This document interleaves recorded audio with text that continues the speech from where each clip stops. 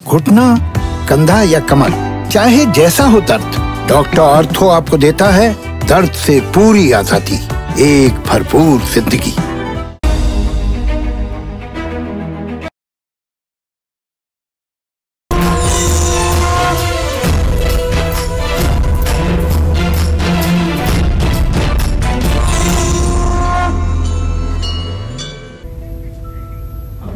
नमस्कार, आप देख रहे हैं कालचक्र। आपके साथ मैं हूं अभिलाषा पाठक और मेरे साथ हैं प्रश्न कुंडली विशेषज्ञ पंडित सुरेश पांडे जी। पंडित जी, बहुत बहुत स्वागत है आपका। धन्यवाद। पूजा के बचे हुए फूल, पूजा की बची हुई राख, पूजा का बचा हुआ जल कैसे बदलेंगे आपकी किस्मत? जानने के लिए देखिए कालचक्र। जी हाँ, घर या किसी मांगलिक काम के लिए पूजा करते समय जो सामग्री हम अपनी थाली में सजाते हैं, जिस सामग्री से हम देवी देवताओं की पूजा करते हैं, वो हमेशा बची जाती है और ज्यादातर हम उसे बहते पानी में प्रवाहित कर देते हैं। लेकिन क्या आप जानते हैं कि बची हुई पूजा सामग्री भी हमें धन, दौलत, सुख, समृद्धि और मान सम्मान दिला सकती है? नहीं ना? तो आप आज का कालचक्र ध्यान से देखिए, क्योंकि आज कालचक्र में पंडित जी आपको बताएंगे कि बची हुई पूजा सामग्री का कैसे इस्तेमाल करके हम अपनी बंद किस्मत के दरवाजे खोल सकते हैं। साथ ही अगर आपका भी कोई सवाल है तो आप हमें फ़ोन कर सकते हैं। हमारा फ़ोन नंबर नोट कर लीजिए 0120-665-2411। चर्चा को हम शुरू करें उससे पहले हमेशा की तरह जान लेते हैं आज का शुभ मुहूर्त। 8 नवंबर 2021 दिन सोमवार। आज कार्तिक शुक्ल पक्ष की चतुर्थी तिथि है दोपहर 1:16 तक। इसके बाद पंचमी तिथि शुरू हो जाएगी। मूल नक्षत्र रहेगा शाम 6:49 तक। इसके बाद पूर्वाषाढ़ नक्षत्र शुरू होगा। सुकर्मा योग दोपहर 3:28 तक। इसके बाद धृति योग शुरू होगा। अब इसी क्रम में भद्रा दोपहर 1:16 तक है और गंडमूल शाम 6:49 तक है।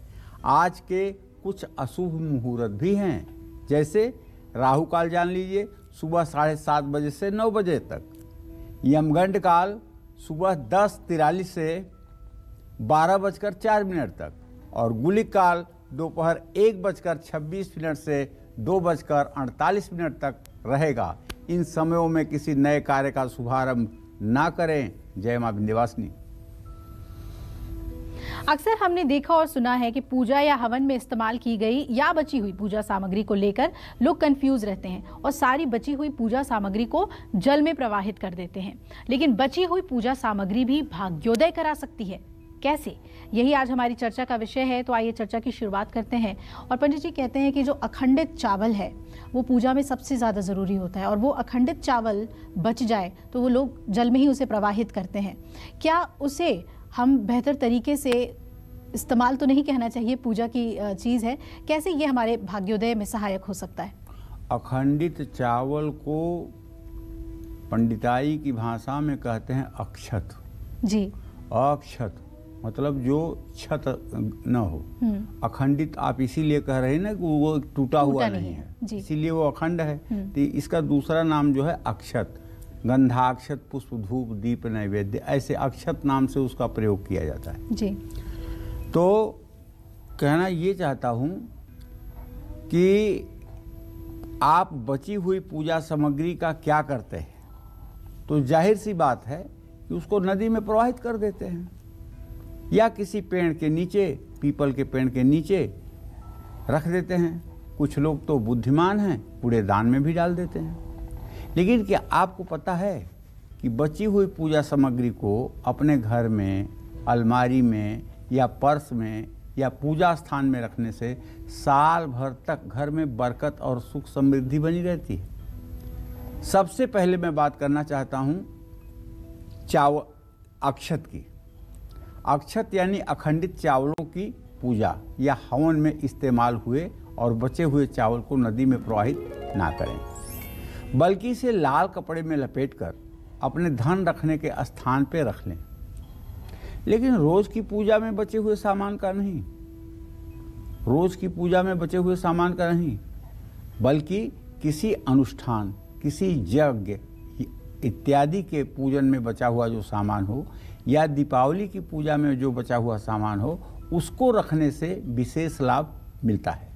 इससे आपकी आर्थिक स्थिति पर सकारात्मक प्रभाव पड़ता है, इसमें कोई संशय नहीं है। जय मां विंध्यवासिनी। और आइए अब राशिफल की बात करें तो पहली राशि है मेष राशि। इनकी आर्थिक स्थिति आज कैसी रहने वाली है, कामकाज, रिश्ते और सेहत, साथ ही क्या है आज का उपाय, शुभ अंक और शुभ रंग, जानते हैं। देखिए, अगर आपकी राशि मेष राशि है तो आपके व्यय भाव का स्वामी बृहस्पति है, जो इस समय अपनी नीच राशि में 28 अंश 53 कला पर आपके आजीविका स्थान में गोचर कर रहा है। मैं आपसे इतना ही कहना चाहूँगा कि अगर आज खर्च करना ज़रूरी है तो सोच समझ करके खर्च करिए, कहीं आपका खर्च बेवजह और फालतू न हो जाए। आज आपको कोई नया काम शुरू नहीं करना चाहिए। उसके पीछे जो रीजन मुझे दिखाई दे रहा है वो ये दिखाई दे रहा है कि चंद्रमा और कार्य शनि दोनों द्वितीय द्वादश की स्थिति में हैं। अपने लोगों से तालमेल बना करके रखिए। ज़्यादा भाग दौड़ और क्रोध के कारण शरीर में तनाव बढ़ सकता है। सावधानी ये है कि यात्रा टाल दीजिए, वाणी पर संयम रखिए, गाय को रोटी या चारा खिलाइए। शुभ अंक आपके लिए 8 होगा, शुभ रंग आपके लिए हरा होगा। जय मां विंध्यवासिनी। और जानेंगे वृषभ राशि का राशिफल, लेकिन उससे पहले एक कॉलर हमारे साथ जुड़ रही हैं। हर्षा है हमारे साथ वडोदरा गुजरात से। स्वागत है हर्षा जी आपका, पूछिए आप क्या जानना चाहती हैं। प्रणाम पंडित जी। सुखी रहो बेटा। हाँ जी, मैं अपने पति के बारे में जानना चाहती हूँ पंडित जी। उनका जन्म 1969 को है, 11:55 रात का। वो मेहनत बहुत करते हैं पर कोई बरकत नहीं है। हमारा पैसा बहुत बाहर फंसा हुआ है और जब जब भी हमने कार लेने का सोचा है तो हमें बहुत भारी नुकसान पड़ा है। तो पंडित जी भविष्य कैसा है हमारा? अब ऐसा है हर्षा, आपने जो प्रश्न किया है तो आपके पति भाव का स्वामी शनि है बेटा, और उससे भाग्य भाव का स्वामी बुध है। शनि और बुध इस समय प्रश्न काल में चतुर्थ दशम की स्थिति में है, जो गुप्त बहरा दृष्टि कहलाती है। भाग्य उनका साथ नहीं दे रहा है। परिश्रमी हैं, मेहनती हैं, इसमें नो डाउट, कोई संदेह नहीं है। लेकिन जिस तरह से भाग्य साथ देना चाहिए, एक काम करे आदमी और एक काम अपने आप से हो जाए, ये स्थिति नहीं बन पा रही है। मैं इसके लिए उपाय बताना चाहूँगा कि उनको नित्य गणेश चालीसा का पाठ करना चाहिए और बुधवार के दिन किसी गणेश मंदिर में लड्डू और दुर्वांकुर चढ़ाना चाहिए और 100 ग्राम देसी कपूर किसी मंदिर में जहां हर रोज आरती होती हो वहां 5 बुधवार दान करना चाहिए। इससे इनका जब भाग्य सहायक होगा तो निश्चित रूप से ये आर्थिक स्थिति को अपने मजबूत कर पाएंगे।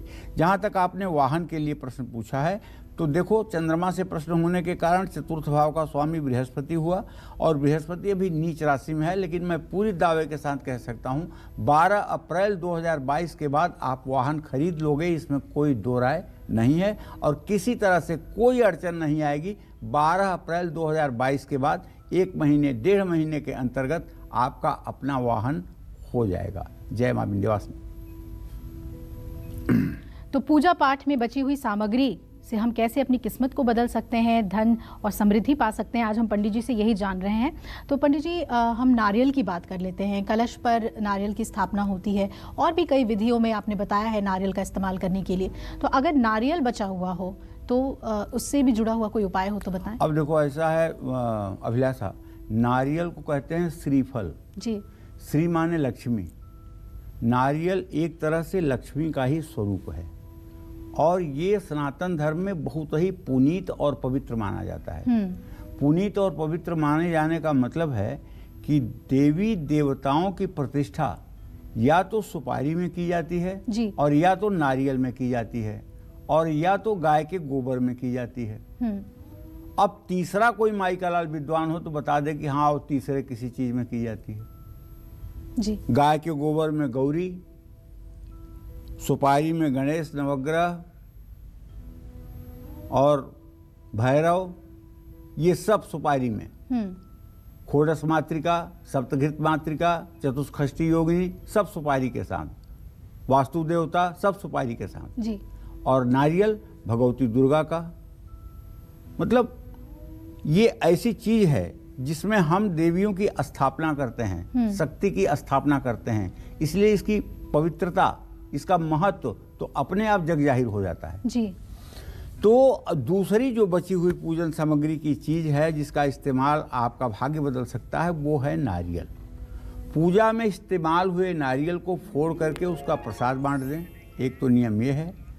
अगर ऐसा नहीं करना चाहते हैं तो अगर घर में हवन भी हुआ है तो हवन कुंड में पूरा नारियल होम कर दें, लेकिन ये वाला नारियल हवन नहीं किया जाएगा जो आप कलश के ऊपर रखे हैं, ठीक है। नारियल वो गरी गोला होता है, गरी गोला जो होता है, सूखा हुआ गरी गोला, उसको ऊपर से थोड़ा सा 2 सेंटीमीटर नीचे से काट देते हैं, फिर उसमें गाय का घी भरते हैं, फिर उसके कटे हुए भाग को उसके ऊपर रखते हैं और फिर कलावे से उसको मजबूत ढंग से बांध देते हैं, ठीक है ना। और बांधने के बाद पूर्णाहुति जब होती है तो बसुरधारा पर उसको रख करके, बसुरधारा उसको कहते हैं जिससे अग्नि में घी गिराया जाता है, वो खैर की लकड़ी का होता है, लगभग 2-2.25 फीट लंबा होना चाहिए। उसके आगे भाग में एक कटोरा जैसा बना होता है, उसी में उस नारियल को रख करके, गरी गोले को रख करके और अग्नि के मध्य में उसको गिराना चाहिए और उसके ऊपर घी की धारा देनी चाहिए। इसको कहते हैं पूर्णाहुति। पूर्णाहुति में वो नारियल डाला जाता है जहाँ बड़े यज्ञ होते हैं। छोटे यज्ञ जहाँ होते हैं वहाँ पान के पत्ते पर हवन सामग्री रख करके उसके ऊपर एक सुपारी रख करके पूर्णाहुति कर दी जाती है। छोटे जैसे सत्यनारायण भगवान की कथा हुई या आपने अपने घर में नवचंडी पाठ करवा लिया, तो ये सब छोटे जो पूजन हैं इसमें पान के पत्ते पे हवन सामग्री रख के और एक सुपारी रख करके आपने पूर्णाहुति कर दी, आपको पूरा फल मिल गया। लेकिन जहाँ बड़ा यज्ञ है वहाँ पूर्णाहुति के समय, पूर्णाहुति में वो सामग्री तो डाली ही जाती है लेकिन नारियल में घी भर करके और उसके द्वारा पूर्णाहुति होती है। तो अगर आपके पास पूजन सामग्री में कलश के ऊपर रखा हुआ नारियल या देवी की प्रतिष्ठा जो की जाती है उसके ऊपर जो प्रतिष्ठा कलश होता है उसके ऊपर एक नारियल रख करके उसमें कील लगा करके बगल में और लाल ब्लाउज पीस से उसको त्रिकोण की तरह ऐसे बनाया जाता है कि वो देखने में देवी का आकार लगने लगता है। उस नारियल को आप संभाल करके अपने प्राण की तरह अपने तिजोरी में जरूर रखें और उसे साल भर तक आप अपने तिजोरी में रखें। साल भर के बाद आप चाहें तो उसे अपने पुरोहित को दान दे सकते हैं और साल भर के बाद आप उसे चाहें तो जल में प्रवाहित कर सकते हैं जब दूसरा नारियल उसकी जगह पर आ जाए। ध्यान रखने की बात यह है। जय मां विंध्यवासिनी। और आज कालचक्र का ये एपिसोड आप बहुत ही ध्यान से देखिए क्योंकि आज कुंडली विजेताओं के नाम की घोषणा भी पंडित जी करेंगे। हो सकता है उसमें आपका भी नाम हो, इसके लिए आपको इंतजार करना होगा। आइए अब एक कॉलर हमारे साथ जुड़ रही हैं, निर्मला जी हैं हमारे साथ। स्वागत है आपका कालचक्र में। निर्मला जी पूछिए, क्या जानना चाहती हैं आप पंडित जी से? हाँ मैम जी, मैं जानना चाहती हूँ क्या कहते हैं, मेरे हस्बैंड का नाम मिस्टर हरिओम कुशवाहा जी है और मेरी रेडीमेड की दुकान है कपड़ों की, तो वो ठीक से नहीं चल रही है और मैं पंडित जी को अपना गुरु भी बनाना चाहती हूँ, गुरुमुख होना चाहती हूँ पंडित जी से। निर्मला जी, आपके पति कितने साल के हैं? पंडित जी ये तो मुझे नहीं पता है क्लियर वो कितने साल की हैं, लेकिन उनका नाम हरिओम है और डेट ऑफ बर्थ क्लियर नहीं पता है मुझे। अपनी डेट ऑफ बर्थ क्लियर पता है। आप जी बताइए। मेरी डेट ऑफ बर्थ है 25 जनवरी 1989। अच्छा, ठीक। चलिए निर्मला जी, मैं आपको बताता हूँ। आपके पति भाव का स्वामी शुक्र है जो इस समय द्वितीय भाव में चंद्रमा के साथ है। देखिए, आपके पति का व्यवसाय चलेगा, इसमें कोई दो राय नहीं है, क्योंकि व्यवसाय भाव का स्वामी शनि है। लेकिन जैसी चलनी चाहिए संतुष्टि के लायक वो स्थिति बनेगी 17 जनवरी 2023 के बाद। अभी एक तो पूंजी का अभाव है, जितनी पूंजी उसमें लगनी चाहिए उतनी पूंजी लग नहीं पा रही है। और दूसरी बात है, जहां पर आपके पति की दुकान है, दुकान जहां पर इनकी है वो जगह मतलब व्यापारिक दृष्टि से बहुत उत्तम नहीं है। निर्मला, ऐसा है बेटा कि इनके आजीविका भाव का स्वामी शनि है। अगर ये अपने दुकान को सफ़ेद पेंट करवा दें अभी दिवाली बीती है, कोई देर नहीं हुआ है, सफ़ेद पेंट करवा दें और उसमें अपनी दुकान की सामग्री रखें तो आप निश्चित मानिए कि दुकान का जो फल है वो अच्छा हो जाएगा, इसमें कोई दो राय नहीं है। और अब आगे बढ़ते हुए बात करते हैं वृषभ राशि की। इनकी आर्थिक स्थिति कैसे रहने वाली है, कामकाज, रिश्ते, सेहत और क्या है इनके लिए आज खास उपाय, जानते हैं। देखिए, वृषभ राशि के जातकों को बताना चाहूँगा कि आपका जो ग्रह गोचर है, राहु तो आपकी राशि में है, ये तो आपको रोज बताता हूँ, रोज पता है। लेकिन धन भाव का स्वामी बुध, मंगल और सूर्य के साथ तुला राशि में गोचर कर रहा है। अचानक धन लाभ तो हो सकता है और काम में सफलता भी मिलेगी। दो बातें तो आप समझ गए, काम सफल होगा, अचानक धन लाभ भी होगा। अब परिवार के साथ समय बिताने का अवसर मिलेगा और सबसे बड़ी बात है कि स्वास्थ्य अच्छा रहेगा। ये शुक्र के कारण सब हो रहा है। स्वास्थ्य अच्छा रहेगा, जिद मत करिए और पीपल के पेड़ में जल चढ़ाइए। निसंदेह शुभ अंक आपके लिए 3 होगा, शुभ रंग आपके लिए नारंगी होगा। जय मां विंध्यवासिनी। और हम लगातार ये बात कर रहे हैं कि पूजा पाठ में जो बची हुई सामग्री है उसे हम कैसे अपने भाग्योदय के लिए इस्तेमाल कर सकते हैं। तो पंडित जी, कोई तीसरी सामग्री हो जिसे, जो पूजा सामग्री जो बची होती है और हमारे भाग्योदय में सहायक है, उसके बारे में हमें बताएं। देखो, पूजन सामग्री में जितनी भी चीज़ें लगती हैं, गंधाक्षत, पुष्प, धूप, दीप, नैवेद्य, जी, जो भी सामग्री लगती है, हर सामग्री का अपने आप में एक महत्व है। जी, ऐसा नहीं है कि अपने आप में महत्व नहीं है। वो बची हुई तीसरी चीज़ जो है, जो आपको धनवान बना सकती है, वो तीसरी पूजन सामग्री जो दरिद्रता को दूर कर सकती है, वो है कलावा। कलावा को रक्षा सूत्र भी कहते हैं। आप कोई पूजा कर रहे हैं, कोई हवन कर रहे हैं और कलावा बच गया। कलावा एक तो पूजा शुरू होते ही यजमान के हाथ में बांधा जाता है और कलावे का सच्चा नियम तो ये है कि दोनों हाथों को पूरा फैला करके अनामिका उंगली से अनामिका उंगली तक की नाप करके और उस कलावे को हाथ में बांधना चाहिए। ये तो सच्चा शास्त्रीय विधान है। वैसे पंडित जी लोग ऐसे भी घुमा करके बांध देते हैं 6 बार 5 बार, ठीक है, लेकिन सच्चा विधान जो मैंने आपको बताया वही नाप वाला विधान है। तो कलावे को आप अपनी तिजोरी या दुकान में जो हैंडल होता है आपके तिजोरी का, उसमें या दुकान में अगर बांध दें, या बचे हुए कलावे को आपके पास गाड़ी है तो आप अपने स्टीयरिंग में बांध दें, हैंडल में बांध दें। आपकी ऐसी सुरक्षा होगी, ऐसी सुरक्षा होगी जैसे कोई माँ अपने बच्चे को गोद में लेकर संभल कर चलती है, वैसे आपका वाहन आपको सुरक्षित रखेगा, आपकी गाड़ी आपको सुरक्षित रखेगी।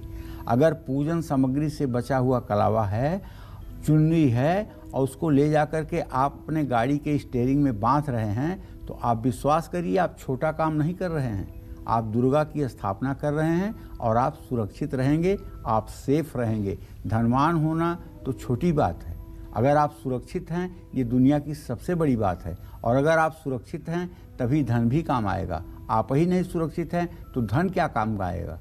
इसलिए जो लोग कलावे को अपने तिजोरी के हैंडल पर, जो लोग कलावे को कलम के ऊपर और जो लोग कलावे को गाड़ी में ले जाकर के स्टीयरिंग पर बांधते हैं, निसंदेह ऐसे लोग भाग्यशाली होते हैं। जय मां विंध्यवासिनी। और राशि श्रृंखला में आगे बढ़ते हुए बात करेंगे मिथुन राशि वालों की। इनका आज का पूरा दिन कैसा बीतने वाला है और क्या खास उपाय है जो इन्हें आज के दिन जरूर करना चाहिए, आइए जानते हैं। तो अगर आपकी भी मिथुन राशि है तो ध्यान से सुनिएगा कि आपके पंचम भाव में सूर्य मंगल बुध की युति बनी हुई है और छठे स्थान में केतु है, तो 7वें स्थान में चंद्रमा के साथ शुक्र है। चंद्र शुक्र दोनों की दृष्टि आपके राशि पर है, तो इसका मतलब है कि पैसों की तंगी आपके दूर होगी और रुके हुए काम बनेंगे, सफलता मिलेगी। ऑफिस के दोस्तों का पूरा सहयोग आपके साथ रहेगा। यात्रा बिल्कुल मत करिए क्योंकि आपके गमन स्थान का स्वामी मृत्यु भाव में बैठा हुआ है। इसलिए यात्रा मत करिए। पंछियों को अनाज डालिए। शुभ अंक आपके लिए 3 है। शुभ रंग आपके लिए लाल है। जय मां विंध्यवासिनी। कर्क राशि वालों के बारे में भी हम बताएंगे, लेकिन उससे पहले एक कॉलर हमारे साथ जुड़ रहे हैं। रविंद्र जी हैं जम्मू से। जी स्वागत है आपका, पूछिए आप क्या जानना चाहते हैं। हेलो। हाँ बोलिए रविंद्र जी। जी दविंदर नाम है मेरा। पंडित जी नमस्कार। हाँ सुखी रहिए जी। मेरी डेट ऑफ बर्थ है 30 अप्रैल 1981 शाम के 8:25। जी। मैं मेरी वाइफ की सेहत ठीक नहीं रहती है, मेरी भी सेहत ठीक नहीं रहती है। साथ में मैं अपनी प्रमोशन के बारे में जानना चाहता हूँ। रविंद्र जी, मैं आपको बताना चाहूँगा कि आपने स्वास्थ्य संबंधी प्रश्न किया है, तो आपके स्वास्थ्य भाव में नीच का सूर्य मंगल और बुध के साथ गोचर कर रहा है। आपके 7वें घर का स्वामी मंगल है, जो इस समय अस्त हुआ पड़ा है। आप दोनों का स्वास्थ्य ठीक हो सकता है। आप सूर्योदय के समय उठ कर सो करके उठिए, आलस्य छोड़िए और सूर्य को जल दीजिए और 24 बार गायत्री मंत्र को दोनों हाथ ऊपर उठाते हुए जोर जोर से बोलिए। ये उपाय आप ज़्यादा नहीं, सिर्फ और सिर्फ 3 महीने कर लेंगे तो मेरा विश्वास है कि आपकी सेहत ठीक हो जाएगी। जहाँ तक पत्नी की सेहत का सवाल है तो उनको रक्तजनित रोग हैं, उनको खून से संबंधित रोग है और स्त्रियों का जो माहवारी बिगड़ता है उसकी भी समस्या उनके साथ लगी हुई है। ऐसे में उनको आपको चाहिए कि उनसे आप कहें कि आटे का, गेहूं के आटे का हलवा गुड़ और देसी घी के साथ बना करके मंगलवार के दिन जब ठंडा हो जाए तो किसी गाय के बछड़े को खिलाएं और 5 मंगलवार ये उपाय करें। उनकी सेहत में भी राहत आपको दिखाई देगी। जय मां विंध्यवासिनी। और अब बात कर्क राशि की करते हैं। उनका आज का पूरा दिन कैसे बीतने वाला है और क्या सावधानियां उन्हें आज के दिन जरूर बरतनी चाहिए। देखिए, आपकी कर्क राशि है तो आज आपका ग्रह गोचर अच्छा नहीं है, क्योंकि आपका राशि स्वामी चंद्रमा धनु राशि में शुक्र के साथ रोग स्थान में बैठा हुआ है, शत्रु स्थान में बैठा हुआ है।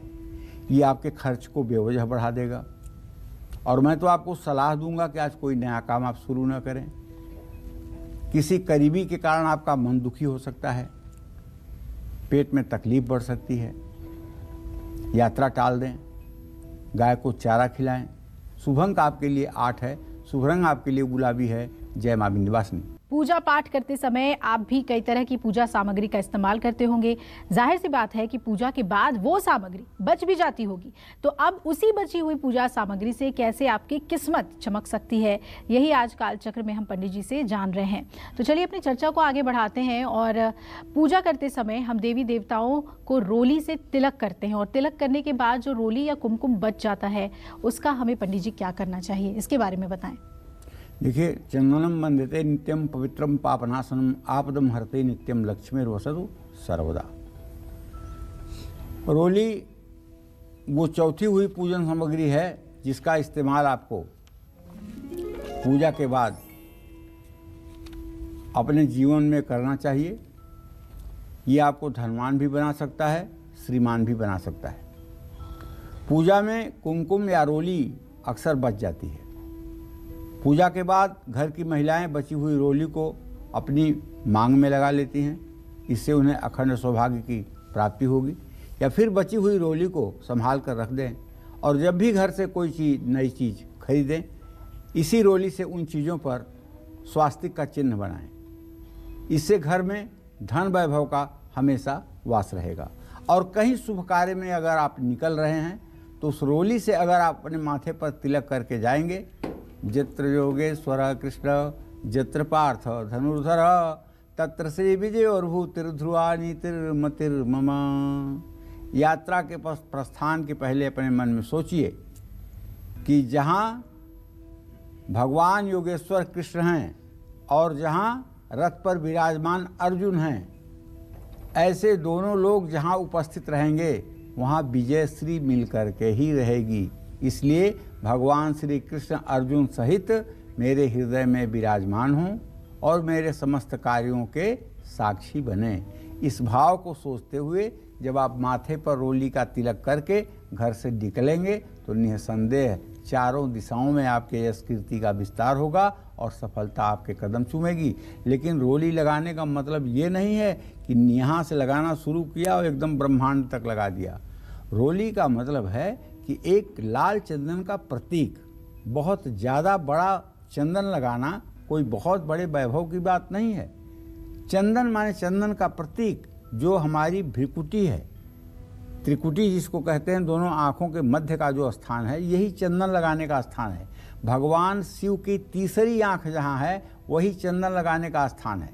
और चंदन यहाँ इसीलिए लगाया जाता है कि हर व्यक्ति के अंतर्ज्ञान की जो शक्ति होती है, अंतर्ज्ञान जो होता है वो यहीं होता है। और चंदन लगाने से ये अंतर्ज्ञान का जो केंद्र है वो ठंडा रहता है और क्रियाशील रहता है। इसीलिए चंदन लगाने का माथे पर विधान बताया गया है। जय मां विंध्यवासिनी। तो आज बेहद ही महत्वपूर्ण जानकारी पंडित जी हमें दे रहे हैं कि बची हुई पूजा सामग्री से हम अपनी किस्मत को कैसे चमका सकते हैं। साथ ही आज आप हमारे शो के साथ लगातार बने रहिए, क्योंकि कुंडली विजेताओं के बारे में पंडित जी बताएंगे, घोषणा करेंगे उन नामों की, और हो सकता है उसमें आप भी शामिल हों। हम सिंह राशि का राशिफल जानेंगे, उससे पहले एक कॉलर हमारे साथ जुड़ रहे हैं, कालचक्र दर्शक हैं। स्वागत है आपका, अपना नाम बताइए और प्रश्न पूछिए। पंडित जी नमस्ते।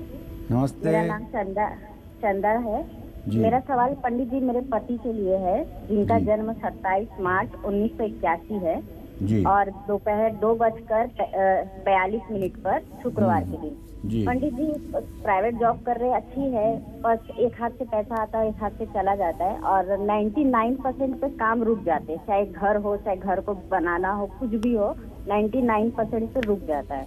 अगर ऐसा कौन सा काम करे कि हमको थोड़ी सफलता मिले और अच्छा आगे का जीवन। हाँ चंदा, ठीक है बेटा, मैंने समझ लिया। आपने अपने पति के भविष्य को जानना चाहा है, लेकिन आप ये जान लीजिए कि चाहे ये प्रश्न आपके पति के बारे में हो, चाहे आपके बारे में हो, बात एक ही होती है। क्योंकि आपके पति का भाग्य आपसे अलग नहीं है और आपका भाग्य आपके पति के भाग्य से अलग नहीं है। ऐसे में आपके द्वितीय सप्तमों को देखा जा रहा है तो मंगल और बुध हो रहा है, बृहस्पति से उसका शत्रुवैरा इत्तिसाल हो रहा है। अभी आप लोगों का भाग्योदय नहीं हुआ है। आपके पति 40 साल के होकर के 41वें साल में प्रवेश कर रहे हैं।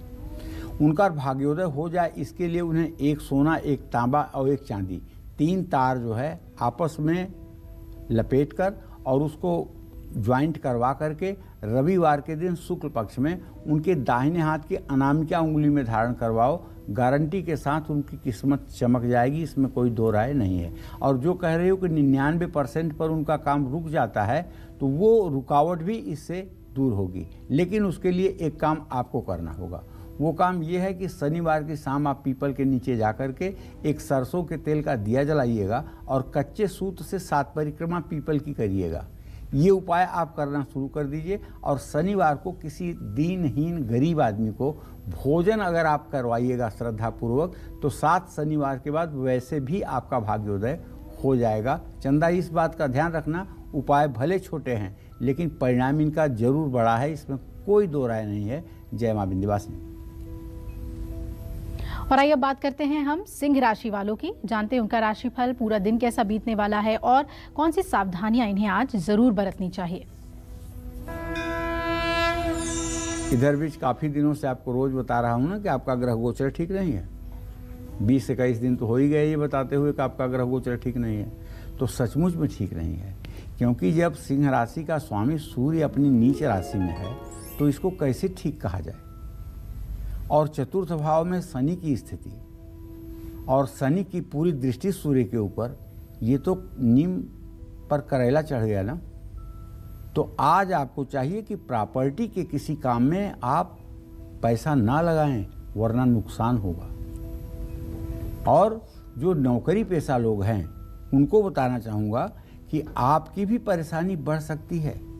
बिना गलती के, बिना अपराध के आपके खिलाफ षड्यंत्र हो सकता है। परिवार का माहौल और माँ की सेहत बिगड़ सकती है। लेकिन भगवान की बस इतनी कृपा है कि आपका स्वास्थ्य ठीक रहेगा, लेकिन मस्तिष्क में तनाव बहुत रहेगा। उच्चाधिकारियों से वाद विवाद से आपको बचना चाहिए। पूजा घर में तिल के तेल का दीपक जलाना चाहिए।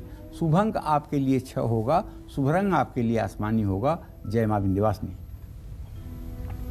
तो तो आज हम पंडित जी से जान रहे हैं कि बची हुई पूजा सामग्री को हम कैसे इस्तेमाल में लाएं जिससे हमारे भाग्य में वृद्धि हो। तो पूजा पाठ करते समय सबसे पहले भगवान गणेश की पूजा की जाती है और गणेश जी को सुपारी और जनेऊ जरूर अर्पित किया जाता है। लेकिन पूजा खत्म होने के बाद इसी सुपारी और जनेऊ का हमें क्या करना है, पंडित जी इसके बारे में बताएं।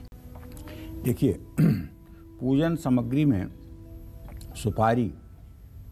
सुपारी पर गणेश की स्थापना होती है, सुपारी पर नवग्रह की स्थापना होती है, सुपारी पर भैरव की स्थापना होती है, सुपारी चतुष्षष्ठी योगिनी जो बनाई जाती हैं वहाँ भी लगती है, सुपारी पर षोडश मातृका बनाई जाती है तो वहाँ भी जो गणेश होते हैं उन पर भी सुपारी की आवश्यकता होती है। इस तरह से वास्तु पूजन में भी सुपारी की आवश्यकता होती है। तो हम ये कहना चाहते हैं, नवग्रह मंडल में भी सुपारी की आवश्यकता होती है। हम ये कहना चाहते हैं कि पहले भगवान गणेश की पूजा की जाती है और गणेश जी का प्रतीकात्मक रूप सुपारी को मान करके पान पर कुमकुम से स्वास्तिक बनाया जाता है और उस पर गोल सुपारी रखकर जनेऊ पहनाते हैं। इसके बीच में एक क्रिया और है, बाएं हाथ में रंगा हुआ चावल लेकर के दाहिने हाथ से एक मंत्र पढ़ते हुए डालते हैं।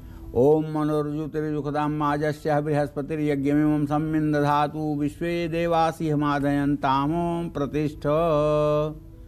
गणेश जी की इस मंत्र से प्रतिष्ठा की जाती है और इसके बाद पूजन के बाद स्नान वस्त्र उपवस्त्र के बाद जनेऊ धारण करवाते हैं। जनेऊ को थोड़ा हल्दी से लगा लेना चाहिए, एकदम सफ़ेद जनेऊ नहीं चढ़ाना चाहिए, हल्का सा हल्दी और पानी लगा लेना चाहिए जनेऊ को, और जनेऊ को वैसे ही फोल्ड करके सुपारी पर चढ़ा देना चाहिए। ओम यज्ञोपवीतम परमं पवित्रम प्रजापतिर्यं सहजं पुरस्तात् आयुष्यमग्यं प्रतिमुंच शुभ्यं यज्ञोपवीतम बलमस्तु तेजः यज्ञोपवीतम समर्पयामि, और 2 बार आचमन कर देना चाहिए।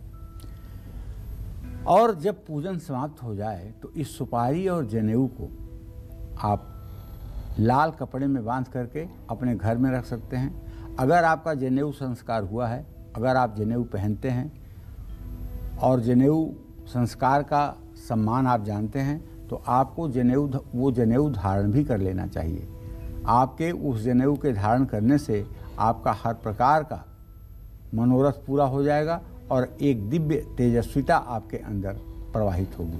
देवी देवताओं की कृपा आपके परिवार पर बनी रहेगी। जय मां विंध्यवासिनी। और अब बात करते हैं कन्या राशि की, उनकी आर्थिक स्थिति कैसी रहने वाली है, कामकाज, रिश्ते और सेहत, साथ ही क्या है आज का उपाय, शुभ अंक और शुभ रंग।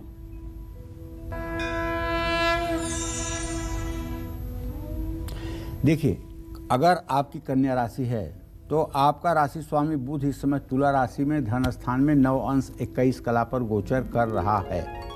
और ये भी जान लीजिए कि आपका राशि स्वामी इस समय अस्त की स्थिति में है।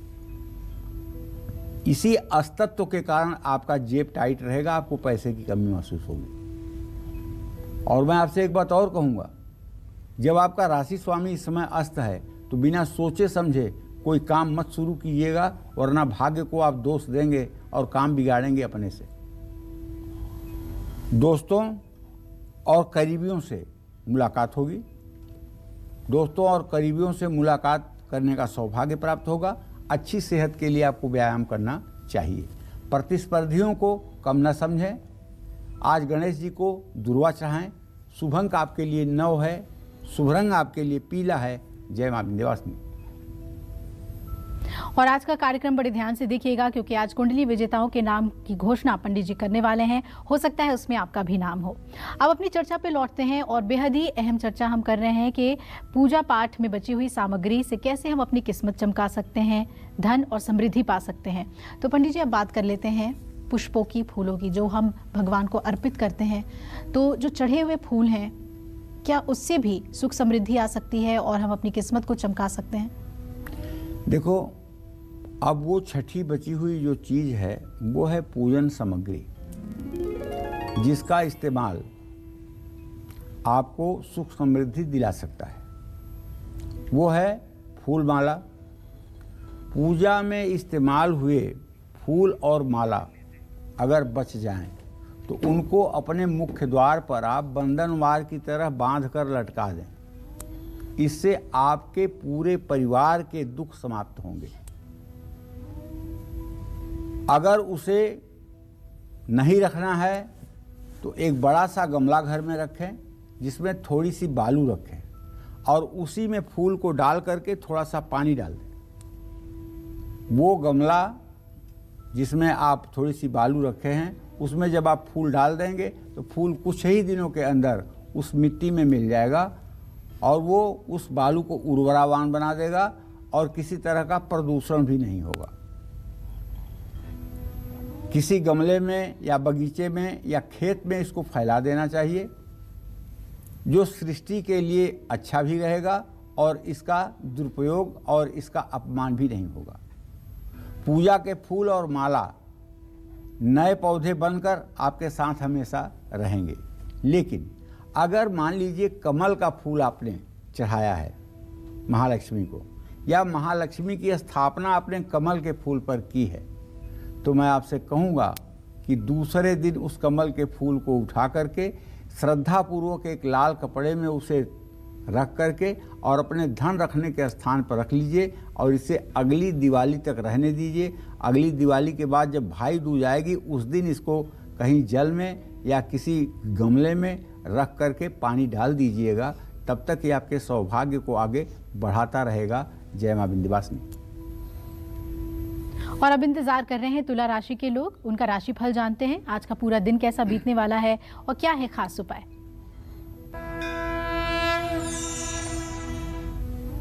तो तुला राशि का ग्रह गोचर तो यही है कि तुला राशि में सूर्य, मंगल और बुध की स्थिति है। सूर्य अपनी नीच राशि में 21 अंश 46 कला पर गोचर कर रहा है। धन भाव में केतु है, धन भाव का स्वामी लग्न में है, तो ऐसे में धन लाभ तो होगा, लेकिन दुविधा में कोई काम नहीं करना चाहिए आपको। परिवार में वाद विवाद हो सकता है। खान पान का ध्यान रखना चाहिए, खान पान में लापरवाही न हो, जिद न करें, फटे कपड़े या शर्ट ना पहने। शुभ अंक आपके लिए 2 होगा, शुभ रंग आपके लिए केसरिया होगा। जय मां विंध्यवासिनी। एक कालचक्र दर्शक पिंकी हमारे साथ जुड़ रही हैं दिल्ली से। स्वागत है पिंकी जी, पूछिए अपना सवाल। पंडित जी प्रणाम। हाँ, सुखी रहिए। मैं अपने लड़का के लिए और पति के लिए पूछना चाहती हूँ जी। लड़का का जन्म है 4 मार्च 2003 जी। उसका यूपीएससी के देता है पेपर 1-2 नंबर से पीछे हो जाता है, तो इसका भविष्य कैसा होगा। और पति के लिए पूछना चाहती हूँ, जो बिजनेस किए हैं लोहा के, जितेंद्र नाम है उनका डेट ऑफ बर्थ तो नहीं जानती हूँ, 44-45 साल के हैं, उनका बिजनेस कैसा चलेगा। चलो पिंकी, सबसे पहले आप अपने बेटे के बारे में जान लो। आपके पुत्र भाव का स्वामी शनि है और शनि पंचम भाव में है, उससे पंचम भाव का स्वामी शुक्र है। आप चिंता मत करिए, बहुत जल्दी, अभी तो आपका बेटा सिर्फ और सिर्फ 18 साल का हो रहा है, बहुत जल्दी आपका बेटा सफल होगा और उसे सरकारी नौकरी में मौका मिलेगा। बस आपको करना ये चाहिए कि उसे ये कहना चाहिए कि पूरब दिशा की ओर मुँह करके पढ़ाई करे, और जहाँ पढ़ता है वहाँ पर एक सरस्वती का सफ़ेद रंग का चित्र लगा ले, और रोज़ पढ़ाई शुरू करने के पहले सरस्वती जी के सामने एक धूप या अगरबत्ती जला करके रख दे और उसके बाद पढ़ाई करे। निसंदेह बहुत जल्दी उसको सफलता मिलेगी। जहाँ तक आपने अपने पति के व्यवसाय के बारे में जानने का प्रयास किया है, तो पिंकी, बहुत साफ बात है कि तुम्हारे पति भाव का स्वामी बृहस्पति नीच राशि मकर राशि में गोचर कर रहा है। मेहनती ये बहुत है, इसमें कोई दो राय नहीं। मेहनत की तो ये गंगा बहा देते हैं, लेकिन जिस तरह से भाग्य साथ देना चाहिए अभी भाग्य साथ नहीं दे रहा है। इनको चाहिए कि हर बृहस्पतिवार 1 दर्जन केला किसी मंदिर में दान करें, और यह उपाय 1 वर्ष तक करें। निश्चित रूप से इनके बिजनेस में बरकत हो जाएगी, इसमें कोई दो राय नहीं है। जय मां विंध्यवासिनी।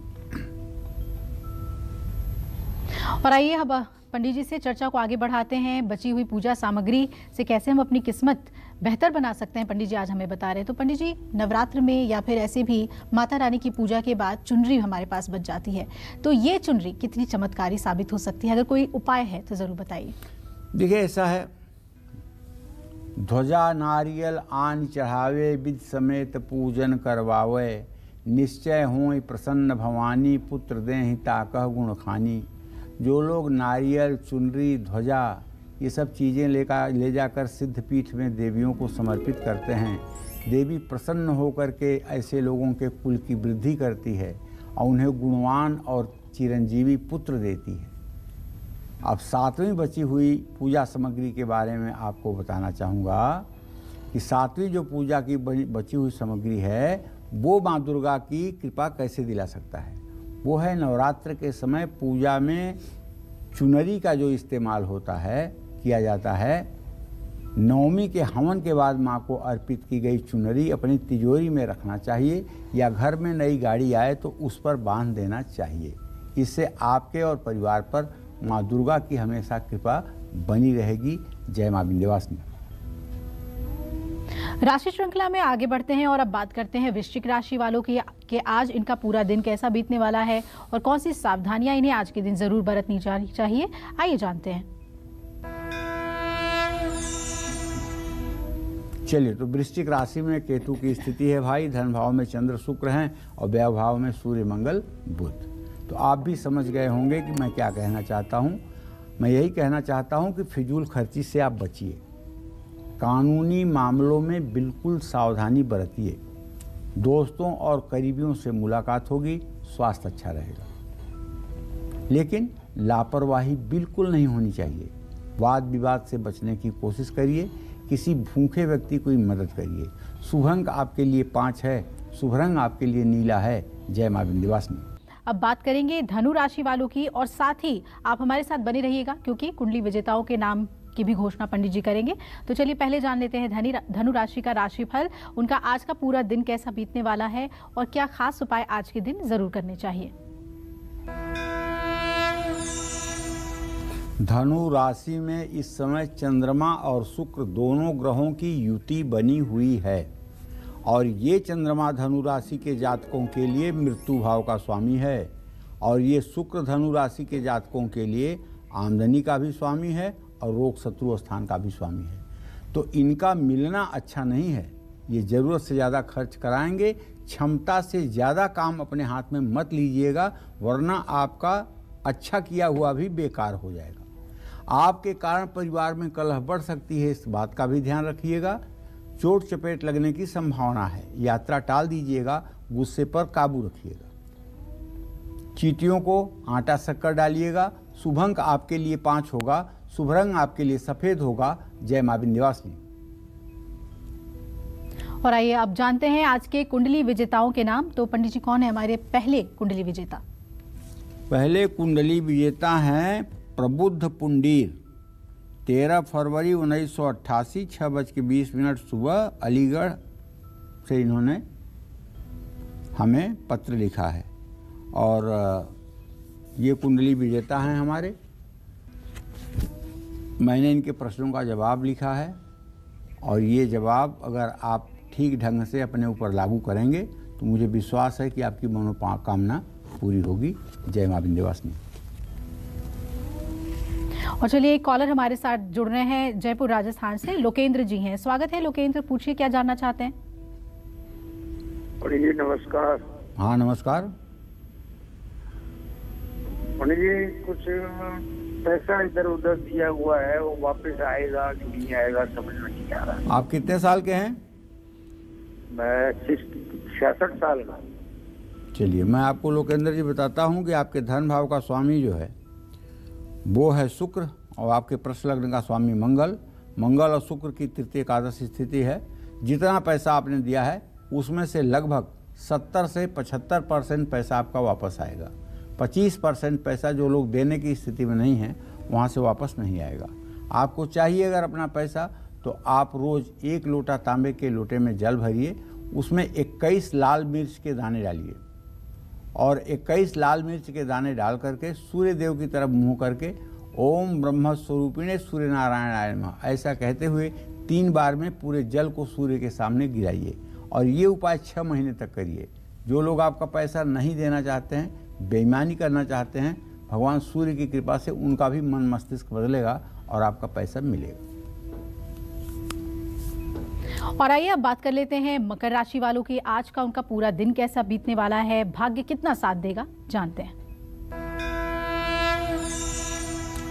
शनि और बृहस्पति दोनों आपकी राशि में है, एक स्वगृही है, एक नीच राशि में है। तो आज व्यय भाव में चंद्रमा और शुक्र ये संकेत कर रहे हैं कि आप आज शॉपिंग खुल करके कर सकते हैं, खरीदारी जम कर सकते हैं।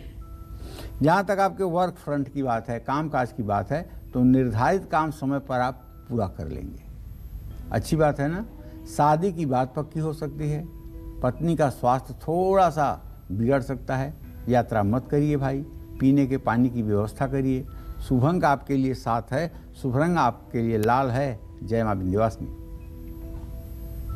और कुंडली विजेताओं के नाम की घोषणा पंडित जी कर रहे हैं। आइए जानते हैं कि हमारे दूसरे कुंडली विजेता कौन है। जी, दूसरे कुंडली विजेता ये शिल्पा वोहरा है। 14 नवंबर 1985 को रात में 11:25 पर ये दिल्ली में पैदा हुई।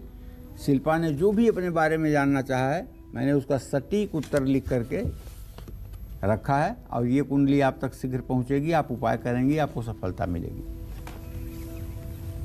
और एक और कालचक्र दर्शक हमारे साथ जुड़ रहे हैं। जी, अपना नाम बताइए और पूछिए सवाल।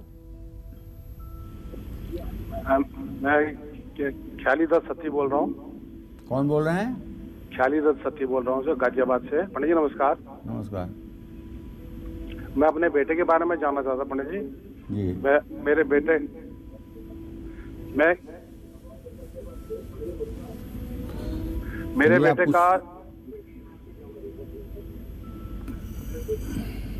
बेटे का जन्मदिन है 11 अक्टूबर 1991।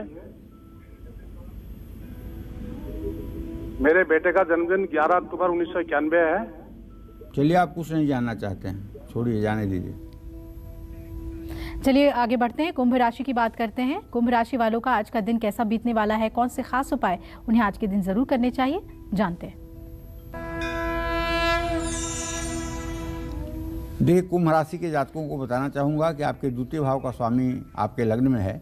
ऐसे में धन के मामले में लापरवाही न बरतें।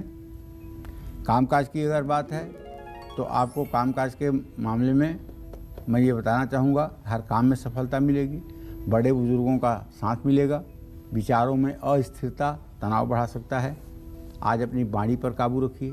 कपूर से आरती करिए। शुभ अंक आपके लिए 9 होगा, शुभ रंग आपके लिए लाल होगा। जय मां विंध्यवासिनी। और कौन है हमारे तीसरे कुंडली विजेता, उनके बारे में जानते हैं। जी, तीसरे लकी कुंडली विजेता ये रोशनी है। 24 अगस्त 1986 को शाम 7:25 पर इंदौर मध्य प्रदेश में ये पैदा हुई। रोशनी, आपने जो भी जानना चाहा बेटा, मैंने सटीक जवाब लिखा है। आप उपाय करिएगा, आपको लाभ मिलेगा। और जितने भी हमारे कॉलर्स हैं उनसे गुजारिश करना चाहेंगे, जब भी आप हमें कॉल करते हैं अपनी टीवी का वॉल्यूम कम कर लिया कीजिए, म्यूट कर लिया कीजिए, ताकि बेहतर ढंग से हम आपको सुन सकें, आप हमें सुन सकें। एक कॉलर हमारे साथ जुड़ रही हैं, रोशनी है, स्वागत है आपका। माफ कीजिएगा, मधु है हमारे साथ। मधु जी, पूछिए अपना सवाल। मैम पंडित जी नमस्ते। हाँ नमस्ते। मैं पंडित जी ये कहती हूँ, मेरा बेटा है 18 साल में से लिया है, 2004 में हुआ है, दिन 17 तारीख सोमवार। जी हाँ, मैं उसके बारे में पता करना चाह रही हूँ, उसकी जॉब कब तक लग सकती है, सरकारी नौकरी। देखिए मधु जी, ऐसा है कि आपके पुत्र भाव का स्वामी बृहस्पति है। अभी तो आपके बेटे की नौकरी का कहीं कुछ भी दूर दूर तक संभावना नहीं दिखाई दे रही है, लेकिन 23 वर्ष के बाद और 24वें वर्ष के शुरुआत में उसकी नौकरी लग सकती है।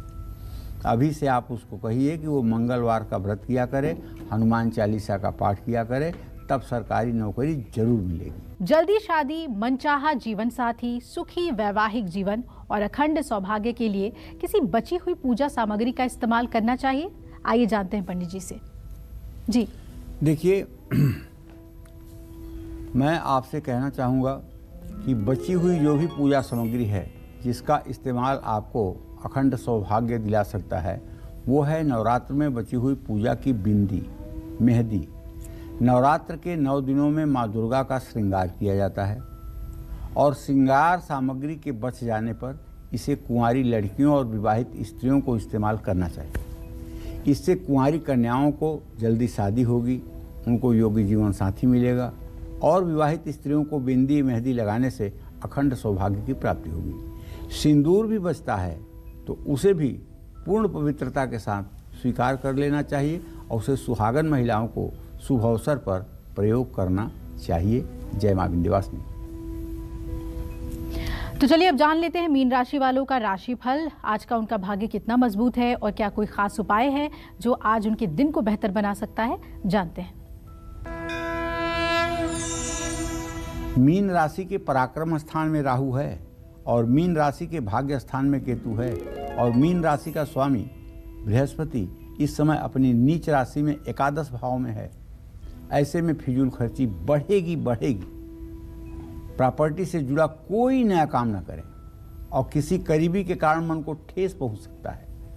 थकान और पेट में तकलीफ बढ़ सकती है।